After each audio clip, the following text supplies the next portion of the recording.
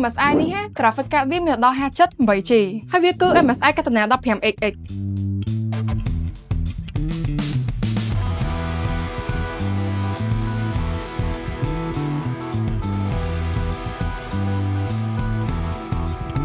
រីឯកម្លាំងម៉ាស៊ីនបំបដាមួយនេះគឺអែមមែនទែនដោយសារតែវាមកជាមួយនឹងប្រទេស chip Intel Core Ultra 7 RAM 16G ជាមួយនឹង storage មកទេរីឯទំហំអេក្រង់របស់វាវិញគឺ 15.6 inch កម្រិត QHD